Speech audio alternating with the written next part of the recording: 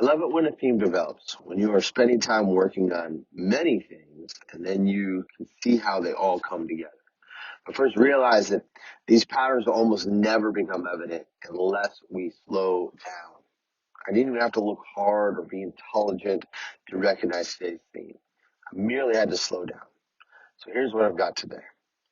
Last night in baseball, my son mirrored and escalated on a sentiment that I basically put out there, right? I'm trying to encourage him. And I told him that his pitching was good, and it was, but his team failed him behind him. And he, his team started making a bunch of mistakes, and they kept making them little things like dropping a fly ball, letting a ground ball go between their legs. It seemed to go on and on and on and on, mistake after mistake. And it's frustrating. And my frustration as the coach came through, and I gave permission, not out loud, but gave permission for my son, who's very similar in me in his attitude and also gets easily frustrated, to begin to internalize it at an even greater level and then act out with anger towards his teammates. And I'll be honest with you, I really do question whether or not his teammates needed a good scolding by him. They were screwing up.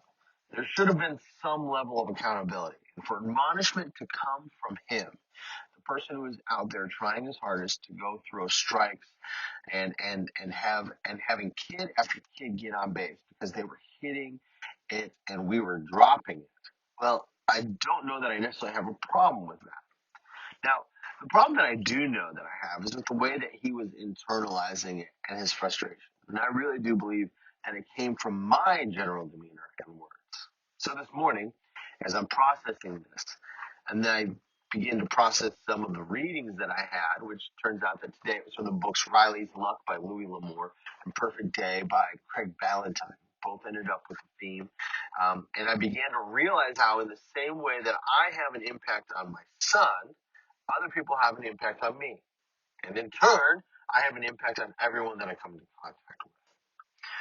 So the two questions that arose were, one, who's influencing me? And who and how am I influencing those around me? I'm a naturally selfish person. Right? Someone pulls out pictures to show other people. My first thought is, if I don't say it out loud, at least I'm thinking it in my head is, am I in these pictures? Right? In the book Riley's Luck, the main character's mother is a mean, vicious woman who won't allow her significant other to talk about his past, his family, and his friends. And if it doesn't involve her, it's of no importance. And I know that this is not the person that I want to be. I want to be the opposite. You'll probably hear me say this 1,000 times, but I want to be like Ted Lasso, right? I genuinely want to care for other people. Then when I read in The Perfect Day about how if we want to achieve success and the people that we should be hanging around with should be successful people, not people who put us down, but rather people who lift us up. And here's the key part. The part that struck me as I was bringing this all together in my mind while reading the scriptures was in John chapter 4. Jesus heals an official's child. The official comes to him and says, "Hey, Jesus, my child is sick. Can you heal him?" Jesus says, "It's done. You can go home." And the official turns and walks away. Now, what's awesome about Scripture is that oftentimes, depending upon the time of day or the day in which we read this, we get new revelations that come from it. Normally, I would have a conversation about faith and how the official's faith was something that impressed Jesus, and as a result, Jesus healed the official's child. What struck me today, and perhaps it was because of what I had just read beforehand, and what I was already thinking on, was just how awesome it is, or must have been, to see these things happen in the presence of Jesus. To be in Jesus' presence must have been an absolutely amazing experience, and must have given you hope and strength to all who are around him just to be there. Right? Being around Jesus shifted people's priorities, mindsets, and their lives, all for the better. And that's where I ended up today. And too often we go searching for a better life and simply through the fellowship of friends and others and a spouse and a job. However, we are often let down by these things, or they do not meet our expectations.